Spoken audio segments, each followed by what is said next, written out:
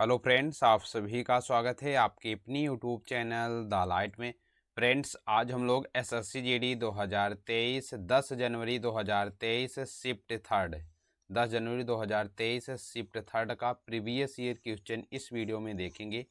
ये वीडियो आप आने वाले एसएससी जीडी की तैयारी कर रहे हैं तो उसके लिए काफ़ी ज़्यादा यूजफुल होने वाला है। इस वीडियो में हम लोग सामान्य ज्ञान जो कि 20 क्वेश्चन का पूछा जाता है उसके बारे में पूरे डिटेल में 20 क्वेश्चन के बारे में देखेंगे। शिफ्ट थर्ड का है 10 जनवरी का। आप लोग पूरा वीडियो ज़रूर देखिएगा, वीडियो बहुत ज़बरदस्त है। इंपॉर्टेंट फैक्ट्स है, उसके बाद हर अनुच्छेद के बारे में इस प्रकार जो एग्ज़ाम में पूछा गया है उससे रिलेटेड जितने भी इंपॉर्टेंट फैक्ट्स बनते हैं उनके साथ पूरे डिटेल में वीडियो को कवर करेंगे। और अगर आप लोग इस टॉपिक की फ्री ऑफ कॉस्ट पीडीएफ लेना चाहते हैं तो टेलीग्राम चैनल को ज्वाइन कर सकते हैं। टेलीग्राम का लिंक डिस्क्रिप्शन में दिया गया है। तो चलिए शुरू करते हैं फ्रेंड्स फर्स्ट क्वेश्चन से। फर्स्ट क्वेश्चन है, भारतीय संविधान में अस्पृश्यता का निषेध यानी अस्पृश्यता का अंत का प्रावधान किस अनुच्छेद में शामिल है? यानी अस्पृश्यता का अंत किस अनुच्छेद में शामिल है? तो इसका ऑप्शन नंबर बी से हो जाएगा। अनुच्छेद 17 में बताया गया है अस्पृश्यता के अंत के बारे में। तो इसका ऑप्शन नंबर कौन सा हो जाएगा? ऑप्शन नंबर इसका बी सही हो जाएगा। आप लोग ध्यान दीजिएगा। आइए इंपॉर्टेंट फैक्ट से अन्य अनुच्छेद देख लेते हैं। अगर आप पूछे अनुच्छेद 14 के बारे में क्या बताया गया, तो विधि के समक्ष समानता, विधि के समक्ष समानता या समता का अधिकार पूछे तो किसमें है? तो अनुच्छेद 14 में है। अनुच्छेद 19 ए में पूछे तो विचार एवं अभिव्यक्ति की स्वतंत्रता अनुच्छेद 19 ए में बताया गया है। अनुच्छेद 32 पूछे तो संवैधानिक उपचारों का अधिकार अनुच्छेद 32 में बताया गया है। अनुच्छेद 18 पूछे तो उपाधियों का अंत, जो उपाधियों का अंत होता है ये अनुच्छेद 18 में बताया गया है। ये 4 अनुच्छेद हैं, इंपॉर्टेंट से, इनको भी ध्यान रखिएगा। आइए अगला क्वेश्चन देखते हैं। अगला क्वेश्चन है, ऑक्सीजन की उपस्थिति में जब मैग्नीशियम को जलाया जाता है तो उसके लौह का रंग कैसा होता है? ऑक्सीजन की उपस्थिति में जब हम लोग मैग्नीशियम को जलाते हैं तो उसके लौह जो जलती है उसका लौह का रंग कैसा होता है? तो इसका ऑप्शन नंबर सी सही हो जाएगा, श्वेत होता है। कैसे होता है उसका रंग? तो इसका ऑप्शन नंबर सी सही हो जाएगा, श्वेत होता है। इंपॉर्टेंट फैक्ट से, जब तत्व मैग्नीशियम का ऑक्सीजन की उपस्थिति में दहन होता है, दहन है तो होता है तो यह रासायनिक रूप से हवा से ऑक्सीजन के साथ मिलकर मैग्नीशियम ऑक्साइड बनाता है। क्या बनाता है? यह हवा के साथ मिलकर मैग्नीशियम ऑक्साइड बनाता है। एग्जाम में पूछा भी जा सकता है कि क्या बनाता है जब मैग्नीशियम ऑक्सीजन के साथ मिलता है? तो मैग्नीशियम ऑक्साइड बनाता है। अगला पॉइंट है, मैग्नीशियम ऑक्साइड एक भुरभुरा सफ़ेद पाउडर है। मैग्नीशियम उच्च तापमान और बहुत चमकदार सफ़ेद रोशनी के साथ जलता है। कैसे जलता है? मैग्नीशियम उच्च तापमान और बहुत चमकदार सफ़ेद रोशनी के साथ जलता है। अगला क्वेश्चन देखते हैं, निम्नलिखित में से किस गुप्त शासक को उनकी सैन्य उपलब्धियों के कारण भारत का नेपोलियन कहा जाता है? यानी भारत का नेपोलियन हम लोग किसे कहते हैं? तो इसका ऑप्शन नंबर डी से हो जाएगा, समुद्रगुप्त। समुद्रगुप्त को हम लोग क्या बोलते हैं? भारत का नेपोलियन कहा जाता है। तो ऑप्शन नंबर डी सही हो जाएगा। इंपॉर्टेंट फैक्ट से, समुद्रगुप्त को भारत का नेपोलियन कहा जाता है। इतिहासकार एम.वी. स्मिथ ने उन्हें उनका उनकी शक्तिशाली सैन्य विजय के कारण यह नाम दिया, जिसे उनके दरबारी और कवि हरिसेन द्वारा लिखित प्रयाग प्रशस्ति से जाना जाता है। इनकी एक बुक है हरसेन द्वारा लिखी गई प्रयाग प्रशस्ति से, जिसके द्वारा हम लोग जानते हैं समुद्रगुप्त को भारत का नेपोलियन कहा जाता है। प्रयाग प्रशस्ति में उन्हें 100 लड़ाइयों का नायक भी बताया गया। जो प्रयाग प्रशस्ति है उस बुक में इन्हें बताया गया है कि उन्होंने 100 लड़ाइयाँ लड़ी थी। अगला क्वेश्चन है, ई कृष्ण अय्यर का संबंध किस नृत्य शैली से है?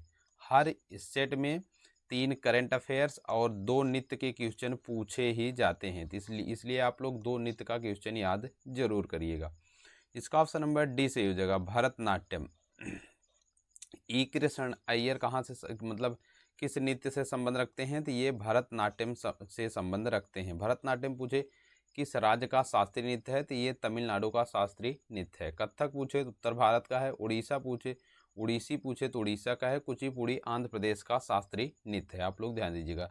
और इसमें पूछा गया ई कृष्ण अय्यर का संबंध तो भरतनाट्यम से है। इंपॉर्टेंट फैक्ट से, ई कृष्ण अय्यर भरतनाट्यम नृत्य शैली से संबंधित हैं। इन्हें 1966 में पद्मश्री, जो कि भारत का चौथा सर्वोच्च सम्मान है, पद्मश्री से सम्मानित किया गया था। आप लोग ध्यान दीजिएगा। अगला क्वेश्चन है, भारत में प्रत्येक डैश में एक बार जनसंख्या जनगणना की जाती है, यानी भारत में प्रत्येक कितने वर्षों के बाद जनगणना की जाती है। तो इसका ऑप्शन नंबर है सी से जगह प्रत्येक 10 वर्ष के बाद जनगणना की जाती है। ठीक, आप लोग ध्यान दीजिए, कितने वर्ष के बाद, 10 वर्ष के बाद। इंपॉर्टेंट फैक्ट से, भारत में पहली समकालीन जनगणना 17 फरवरी 1881, पहली समकालीन यानी पूर्ण जनगणना 17 फरवरी 1881 WC प्लेडो द्वारा ब्रिटिश शासक के तहत की गई थी। तब से प्रति 10 वर्ष, कितने, प्रति 10 वर्ष में एक बार निर्बाध रूप से जनगणना की जाती है। यह गृह मंत्रालय के रजिस्ट्रार जनरल और जनगणना आयुक्त के कार्यकाल द्वारा आयोजित किया जाता है। अगला क्वेश्चन है, निम्नलिखित में से कौन सा देश लुसोफानिया खेलों का हिस्सा नहीं है। कौन सा, लुसोफानिया एक खेल होता है, उसमें से कौन सा देश, इनमें ऑप्शन में से कौन सा देश इसमें शामिल नहीं है। तो इसका ऑप्शन नंबर बी से हो जाएगा, जर्मनी इसमें शामिल नहीं है। अगला क्वेश्चन देखते हैं, भारत में रेडियो प्रसारण 1923 में डैश द्वारा शुरू किया गया था, यानी किसके द्वारा शुरू किया गया था। भारत में रेडियो प्रसारण जो कि 1930 में शुरू किया गया था, किसके द्वारा शुरू किया गया था। तो इसका ऑप्शन नंबर ए से हो जाएगा, radio club of Bombay, radio club of Bombay के द्वारा पहली बार शुरू किया गया था 1923 में रेडियो प्रसारण। इंपॉर्टेंट फैक्ट से, भारत में रेडियो का प्रसारण 1923 में बॉम्बे के रेडियो क्लब की स्थापना के साथ शुरू हुआ। इसे बाद में सरकार द्वारा अधिग्रहित कर लिया गया तथा 1936 में ऑल इंडिया रेडियो और 1957 में आकाशवाणी का नाम बदल दिया गया। अगला क्वेश्चन देखते हैं, भारत के संविधान का कौन सा अनुच्छेद चुनावों के अधिरक्षण, निर्देशक और नियंत्रण के बारे में बताता है, यानी जो चुनाव से संबंधित अधिरक्षण, निर्देशक और नियंत्रण के बारे में इन ऑप्शन में कौन सा अनुच्छेद बताता है। तो इसका ऑप्शन नंबर ए सही हो जाएगा, अनुच्छेद 324 बताता है। कौन सा, अनुच्छेद 324, ऑप्शन नंबर ए सही हो जाएगा। इंपॉर्टेंट फैक्ट से अगला क्वेश्चन देखते हैं, नवंबर 2022 तक की स्थिति के अनुसार निम्नलिखित में से कौन दिल्ली भारत का उपराज्यपाल है, यानी दिल्ली में उपराज्यपाल कौन है, ये करंट का क्वेश्चन आ गया है। तो इसमें आप लोग देख सकते हैं करंट किस प्रकार पूछा जाता है। आप लोग करंट का एरिया फिक्स करके पढ़िए कि मतलब, इसीलिए मैं इसमें वीडियो में करंट भी ऐड कर रहा हूं, क्योंकि आप लोगों को पता होना चाहिए करंट क्या पढ़ना है, क्या पूछा जाता है। तो इस प्रकार के क्वेश्चन पूछे जाते हैं, आप लोग ध्यान से। ऑप्शन नंबर इसका बी से हो जाएगा, विनय कुमार सक्सेना थे 2022 में। इस समय भी वहाँ के उपराज्यपाल कौन है, विनय कुमार सक्सेना। अगला क्वेश्चन देखते हैं, राष्ट्रीय आय की गणना करते समय डैश को एक कारक के रूप में लिया जाता है। जब राष्ट्रीय आय हम लोग गणना करते हैं तो किसके, इन ऑप्शन में से किसको एक कारक के रूप में हम लोग लेते हैं। तो इसका ऑप्शन नंबर सी से हो जाएगा, निर्यात। निर्यात को हम लोग क्या करते हैं, एक कारक के रूप में लेते हैं। ऑप्शन नंबर सी सही हो जाएगा। इंपॉर्टेंट फैक्ट से, राष्ट्रीय उत्पाद या राष्ट्रीय आय एक देश के भीतर उत्पादित सभी अंतिम वस्तुएं और सेवाओं का योग है। कारक लागत पर देश के एनएनपी में आयात और निर्यात का मूल्य शामिल होगा, लेकिन सकल घरेलू उत्पाद शामिल नहीं होगा, यानी जीडीपी इसमें शामिल नहीं होगी, निर्यात या आयात शामिल होता है। अगला क्वेश्चन देखते हैं, निम्नलिखित में से कौन सा त्यौहार असम में देवी कामाख्या के मासिक धर्म की अवधि को चिन्हित करता है, यानी जो असम में एक कामाख्या माता मंदिर है, वहाँ की कामाख्या माता देवी के त्यौहार में कौन सा, इनमें से कौन से त्यौहार मनाया जाता है। ऑप्शन में आप लोग बताइए। तो ऑप्शन नंबर इसका डी सही हो जाएगा, यानी कामाख्या देवी माता मंदिर पर हम लोग अम्बुबाची का मेला के रूप में मनाते हैं। कौन सा त्यौहार है, अम्बुबाची का मेला। तो ऑप्शन नंबर इसका डी सही हो जाएगा। इंपॉर्टेंट फैक्ट से, अम्बुबाची मेला गुवाहाटी असम में कामाख्या मंदिर में आयोजित एक हिंदू मेला है। प्रजनन शक्ति पंथ में विश्वास के साथ मंदिर के दरवाजे 4 दिनों तक बंद रहते हैं। ऐसा माना जाता है कि इस दौरान देवी कामाख्या माता को अपना वार्षिक मासिक धर्म प्राप्त होता है। ठीक, आप लोग ध्यान दीजिएगा। अगला क्वेश्चन देखते हैं, डैश उद्योग में रजिस्टर्ड सेट से लेकर टेलीविजन तक उत्पादों की एक विस्तृत श्रृंखला शामिल है। कौन से इन ऑप्शन में से उद्योगों के रजिस्टर्ड सेट से लेकर टेलीविजन तक उत्पादों की एक विस्तृत श्रृंखला शामिल है। तो फर्टिलाइजर, नहर सिंचाई, इलेक्ट्रॉनिक्स, जूट साधन। तो इसका ऑप्शन नंबर कौन सा सही हो जाएगा? ऑप्शन नंबर सी सही हो जाएगा। इलेक्ट्रॉनिक्स है जो उद्योगों में रजिस्टर्ड है, तो इसका ऑप्शन नंबर कौन सा सही हो जाएगा? सी सही हो जाएगा। कौन सा? सी। अगला क्वेश्चन देखते हैं। निम्नलिखित 4 विकल्पों में से 3 सिलिंट्रेटा होना चाहिए यहाँ, सिलिंट्रेटा फाइलम्स के उदाहरण हैं और इस प्रकार वे एक समूह बनाते हैं। इनमें से कौन सा एक इस समूह में शामिल नहीं? यानी इनमें 3 जो जीव दिखाई दे रहे हैं, इनमें से ऑप्शन में इसमें 3 सिलिंट्रेटा से संबंधित हैं और एक अन्य फाइलम से संबंधित है, तो उसे आप लोग को छांटना है। तो इसका ऑप्शन नंबर बी से हो जाएगा लीवर फ्लूक सिलिंट्रेटा से संबंधित नहीं है। लीवर फ्लूक ऑप्शन नंबर इसका बी सही हो जाएगा। सी पेन पूछे सिलिंट्रेटा से है। ब्रेन क्रोलर ये भी सिलिंट्रेटा का एक फाइलम से संबंधित उदाहरण है। सी एनीमोन ये भी सिलिंट्रेटा से, तो ऑप्शन नंबर इसका बी सही हो जाएगा। अगला क्वेश्चन देखते हैं। 25 जून 2015 को डैश को लॉन्च किया गया, जिसका उद्देश्य वर्ष 2022 तक शहरी क्षेत्रों में सभी के लिए आवास उपलब्ध कराना है। इसमें कौन सी योजनाएं हैं? ये भी एक करंट का क्वेश्चन है। इसके ऊपर हमने एक करंट का क्वेश्चन देखे, ये दूसरा करंट का क्वेश्चन है इस 20 क्वेश्चन में। तो इसका ऑप्शन नंबर सी सही हो जाएगा। कौन सा? 14 का सी हो जाएगा।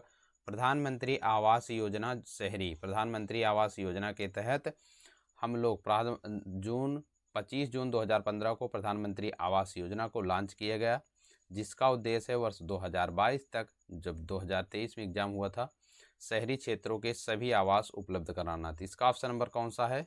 ऑप्शन नंबर सी सही हो जाएगा। जून में स्टार्ट हुई थी प्रधानमंत्री आवास योजना 2015 में। अगला इंपॉर्टेंट फैक्ट से, प्रधानमंत्री आवास योजना भारत सरकार की एक पहल, जिसका उद्देश्य वर्ष 2022 तक शहरी गरीबों को किफ़ायती आवास उपलब्ध कराना है। इस योजना को पहली बार 25 जून 2015 को लॉन्च किया गया था। कब लॉन्च किया गया था? 25 जून 2015 को। अगला क्वेश्चन है। निम्नलिखित में से किस स्थान पर जून 2021 में इंडियन ग्रैंड प्रिक्स 4 का आयोजन किया गया था? ये भी एक करंट का क्वेश्चन है, 3 करंट हो चुके हैं।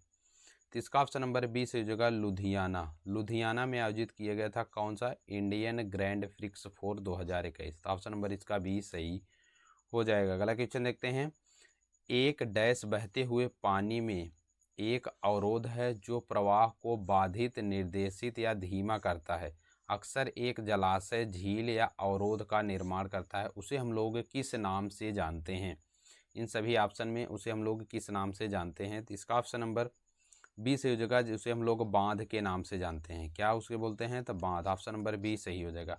एक बांध बहते हुए पानी में एक अवरोध है जो प्रवाह को बाधित, निर्देशित या धीमा करता है। अक्सर एक जलाशय, झील, जो बांध होता है झील का भी निर्माण करता है, जलाशय का भी और अवरोध का भी निर्माण करता है। तो ऑप्शन नंबर बी सही हो जाएगा। इंपॉर्टेंट फैक्ट से, बांधों द्वारा बनाए गए जलाशय न केवल बाढ़ को दबाते हैं, बल्कि सिंचाई, मानव उपभोग, औद्योगिक उपयोग, जलीय कृषि और नौवहन जैसे गतिविधियों के लिए भी पानी प्रदान करते हैं। अगला क्वेश्चन है। 2018 में भरतनाट्यम में संगीत नाटक अकादमी पुरस्कार किसने जीता है? इसका ऑप्शन नंबर 17 का ऑप्शन नंबर बी सही हो जाएगा। राधा श्रीधर भरतनाट्यम में 2018 में संगीत नाटक अकादमी जीती थी। कौन? राधा श्रीधर। तो ऑप्शन नंबर बी सही हो जाएगा। इंपॉर्टेंट फैक्ट से, राधा श्रीधर को भरतनाट्यम में उनके योगदान के लिए वर्ष 2018 का संगीत नाटक अकादमी पुरस्कार मिला।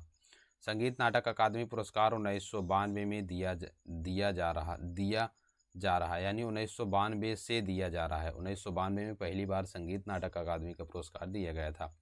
ये सम्मान न केवल उत्कृष्टता और उपलब्धियों के लिए उच्चतम मानक का प्रतीक है, बल्कि निरंतर व्यक्तिगत कार्य और योगदान को भी मान्यता देता है। अगला क्वेश्चन है। मार्च 2022 में किस केंद्रीय मंत्री ने India water pitch pilot scale startup challenge launch किया है? तो इसका ऑप्शन नंबर डी से हो जाएगा हरदीप सिंह पुरी। ये भी एक करंट का क्वेश्चन है। इस सेट में 4 करंट के क्वेश्चन पूछे गए हैं, तो ये चौथा करंट का क्वेश्चन है।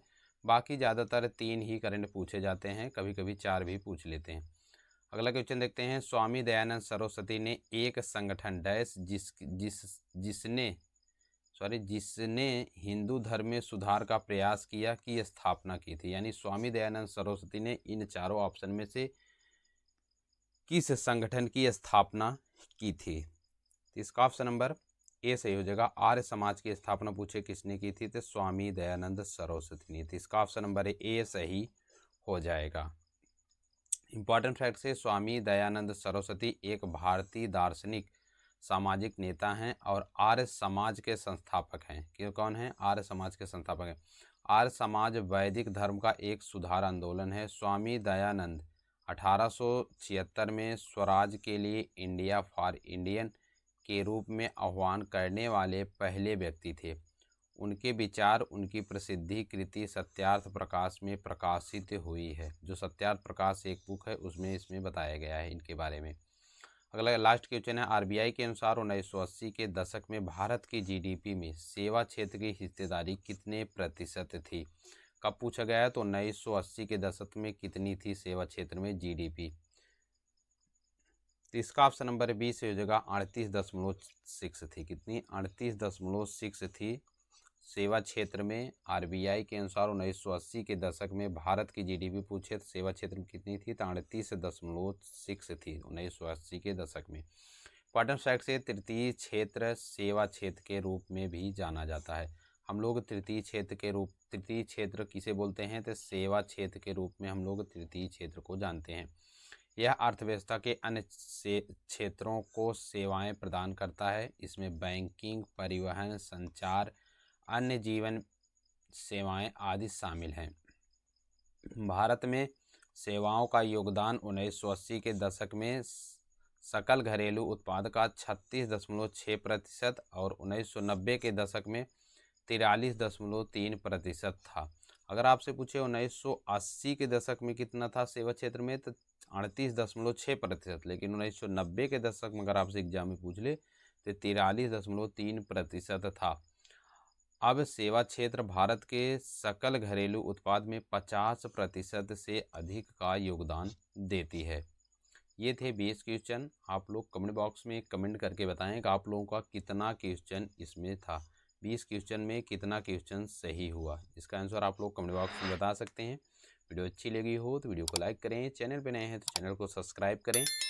इसके पहले हमने 4 सेट को कंप्लीट कर लिया है। अगर आप लोग नहीं देखे हैं तो हमारे प्लेलिस्ट चैनल पर जाकर प्लेलिस्ट में जाकर देख सकते हैं। प्लेलिस्ट का नाम है SSC GD previous year question 2022-23। इसके नाम से प्लेलिस्ट बनी है, वहां पर जाकर देख सकते हैं। इससे पहले हमने 4 वीडियो को कवर किया है, यानी 4 सेट को। इस प्रकार हम लोग पूरे जब तक एग्ज़ाम नहीं होगा तब तक पूरे डिटेल में वीडियो देखते रहेंगे एसएससी जीडी के लिए। और अगर आप लोग इसकी फ्री ऑफ कॉस्ट पीडीएफ लेना चाहते हैं तो टेलीग्राम चैनल को ज्वाइन करें। टेलीग्राम का लिंक डिस्क्रिप्शन में दिया गया है। वीडियो देखने के लिए धन्यवाद। फिर मिलेंगे नेक्स्ट वीडियो में नेक्स्ट टॉपिक के साथ। तब तक के लिए जय हिंद, जय भारत।